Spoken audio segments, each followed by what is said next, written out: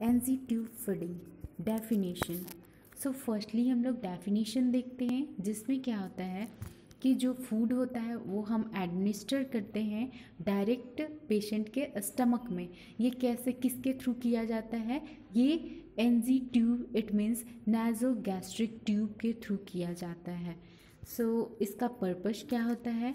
Purpose होता है first कि हम पेशेंट को एडिक्वेट नरिशमेंट प्रोवाइड कर सकते हैं, जो वो खुद से पेशेंट नहीं ले पा रहा है फीडिंग को, सो वैसे पेशेंट को। सेकेंड कि हम जो भी मेडिसिन कुछ कुछ देते हैं तो वो मेडिसिन एडमिनिस्ट्रेशन के लिए भी एनजी ट्यूब फीडिंग हम प्रोवाइड करते हैं। इसके साथ साथ प्रोवाइड हम लोग पेशेंट को नरिशमेंट देते हैं, इसके साथ हम फूड देते हैं, और वैसे पेशेंट को देते हैं जो जिनका ओरल कैविटी में सर्जरी हुआ हो या जो पेशेंट अनकॉन्शियस है, वैसे पेशेंट को हम एनजी ट्यूब फीडिंग देते हैं। इसके बाद कुछ इंडिकेशंस भी है जो हम किस कंडीशन में नहीं दे सकते हैं एनजी ट्यूब फीडिंग। सो जो पेशेंट को हेडेक या नेक इंजरी हो, या जो पेशेंट कोमा में है, या फिर किसी को इसोफेगस में ऑब्स्ट्रक्शन होता है, तो उस वैसे पेशेंट को हम नहीं देते हैं। या फिर जो पेशेंट बहुत ज़्यादा सीवियर एनोरेक्सिया नर्वोसा से सफ़र कर रहा है, या जिसको बार बार ऐसा एस्पिरेशन का एपिसोड्स आता है, सो ऐसे पेशेंट को हम नहीं दे सकते हैं एनजी ट्यूब फीडिंग। इसके बाद हम लोग टाइप्स देखते हैं कि जो नाजोगैस्ट्रिक ट्यूब होता है उसका क्या टाइप होता है। सो एक टाइप होता है लेविन्स ट्यूब, और दूसरा टाइप होता है हमारा सैलम ट्यूब। ये सैलम जो ट्यूब होता है या पंप जो होता है, ये डबल ल्यूमेन होता है, इसमें 2 ल्यूमेन होता है प्रेजेंट। ल्यूमेन क्या होता है? एक हॉलो सा स्पेस। सो सैलम के बारे में हम ज़्यादा पढ़ते हैं, क्योंकि सैलम मोस्टली ये कॉमन नाजोगैस्ट्रिक ट्यूब है जो यूज़ होता है। इसका यूज़ हम लोग करते हैं जो स्टमक में इरिगेशन होता है, यानी स्टमक के जो भी कंटेंट है उसको निकालने के लिए या फिर फीडिंग देने के लिए हम करते हैं। इसका साइज़ हम लोग यूज़ करते हैं 14 to 18 फ्रेंच, ये साइज़ के लिए है, हम लोग मेज़र करते हैं फ्रेंच में। इसके साथ जो इसका लेंथ होता है वो 120 सेंटीमीटर लॉन्ग होता है। इससे हम लोग क्या करते हैं, अगर सक्शन ये सब करना होता है तो उस कंडीशन में हम ये अच्छे से लार्ज बोर कर देते हैं ये सैलम पंप को, और फिर हम यूज़ करते हैं सक्शन के लिए। सक्शन मीन्स कि जो भी कुछ वेस्ट मटेरियल है, कंटेंट है जो भी स्टमक का या फिर हमारा कफ ये सब है, तो उस कंडीशन में भी हम इसका यूज़ करते हैं। इसके साथ साथ जो एक ब्लू वेंट होता है वो हमेशा ही क्या ऑलवेज ये क्या होता है, ये कंटिन्यूअस ओपन रहना चाहिए, ताकि एयर आसपास मतलब कंटिन्यूअस एयर जो होता है वो प्रोवाइड हो सके और एयर आसानी से जा सके। सो इसके साथ साथ एटमॉस्फेरिक जो इरिगेशन होता है इसके लिए हम करते हैं। इसके बाद हम शैलम पंप का यूज़ कहाँ करते हैं? सो जो भी रिफ्लक्स होता है, इट मीन्स बैक फ्लो, जो स्टमक का कंटेंट है बैक फ्लो हो रहा है, तो उसे प्रिवेंट करने के लिए भी हम शैलम पंप यूज़ करते हैं। ये तो हो गया हमारा टाइप्स ऑफ नाजोगैस्ट्रिक ट्यूब, जिसमें हमारा था लेविन्स ट्यूब और सैलम पंप। इसके बाद हम देखेंगे कि जो नाजोगैस्ट्रिक हम फीडिंग देते हैं इसमें कौन कौन सा आर्टिकल्स यूज़ करते हैं। सो इसमें हम एक ट्रे लेते हैं जिसमें फार्मूला फीड होना चाहिए, ग्रेजुएटेड कंटेनर होना चाहिए, लार्ज सिरिंज यानी 30 to 60 ml होना चाहिए। फिर वाटर भी हम ले लेते हैं एक कंटेनर में, इसके साथ साथ स्टेथोस्कोप ले लेते हैं। अब हम लोग स्टार्ट करते हैं प्रोसीजर।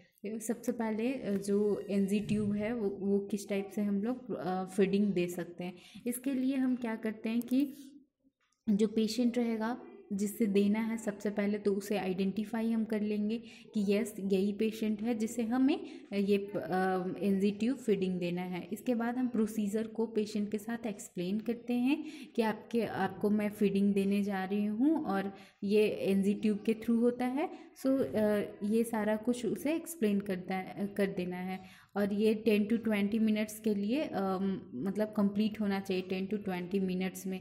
बहुत ज़्यादा हड़बड़ी में नहीं देना है, बहुत स्लो देना है ये। ताकि पेशेंट जो हो वो रिलैक्स फील कर सके।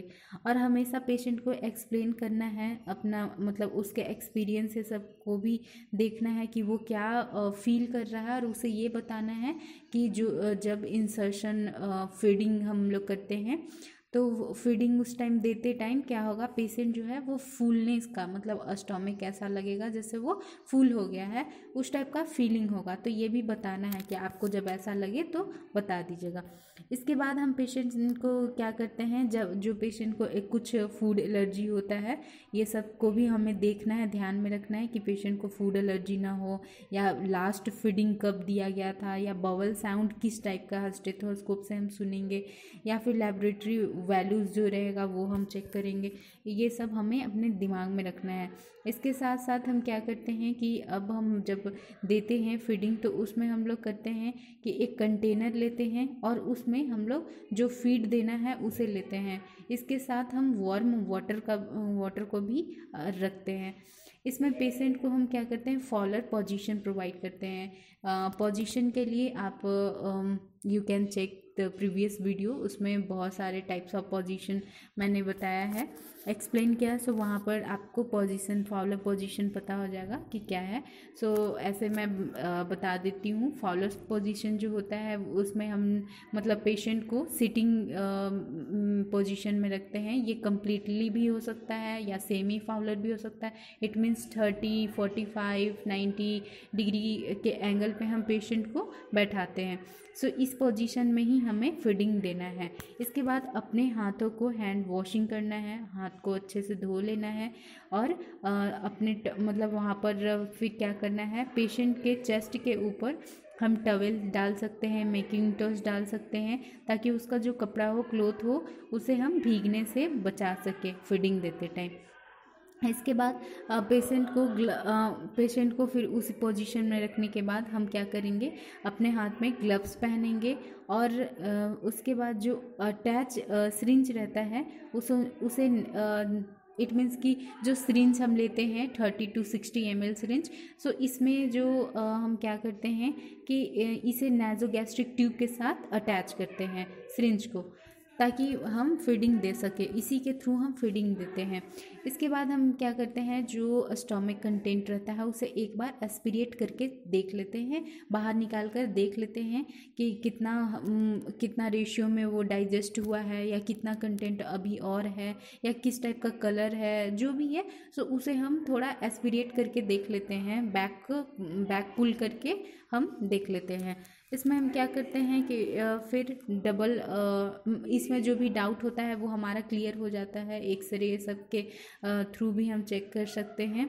और ये जो स्टोमक कंटेंट आता है इससे भी हमें बहुत सारे केसेस का पेशेंट के कैसा वो डाइजेशन हो रहा है, जैसा कि मैंने बताया, ये सारे कुछ को हम चेक करते हैं।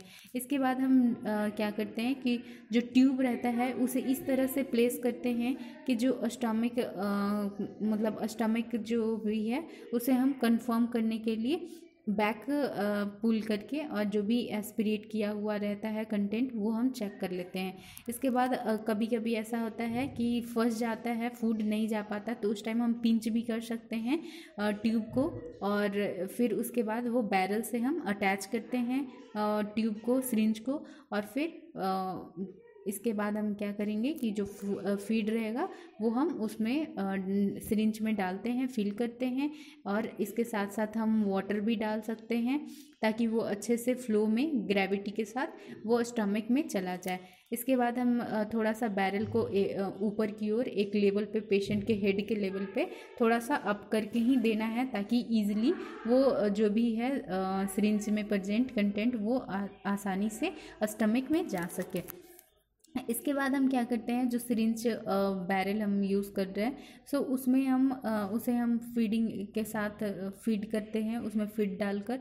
इसके बाद हम क्या करते हैं, जो कुछ ऐसा होता है लास्ट में फूड का कंटेंट या मेडिसिन बच जाता है, इसके लिए हम वाटर यूज़ करते हैं, थोड़ा वाटर डालकर, और जो भी है अबाउट 30 C तक हम लोग प्लेन वाटर डालकर, और जो भी बचा हुआ फूड रहता है उसे आसानी से ट्यूब के थ्रू वो स्टमक में पहुँच जाता है। सो ऐसा हम अलाउ कर देते हैं। सो वाटर यूज़ करते हैं, प्लेन वाटर। इसके बाद हम ट्यूब जो रहता है यूज़ किए रहते हैं उसे अच्छे से निकाल कर बहुत ही स्लोली निकाल कर और उसे क्लीन करके साइड में और फिर रख देते हैं। इसके बाद जो इक्विपमेंट हमने यूज़ किया होता है उसको वार्म वाटर से वॉश करते हैं और फिर ड्राई कर देते हैं। और जो पेशेंट होता है उसके हेड को थोड़ा 30 to 60 मिनट के लिए हेड को एलिवेटेड ही रखते हैं, उठाए ही रखते हैं जब हम फीडिंग दे लेते हैं उसके बाद। सो ऐसे करने से जो भी स्टमक का कंटेंट है वो बैक फ्लो नहीं होता है। इसके बाद हम अपने हाथों को धो लेंगे अच्छे से, वो हैंड को वॉश कर लेंगे।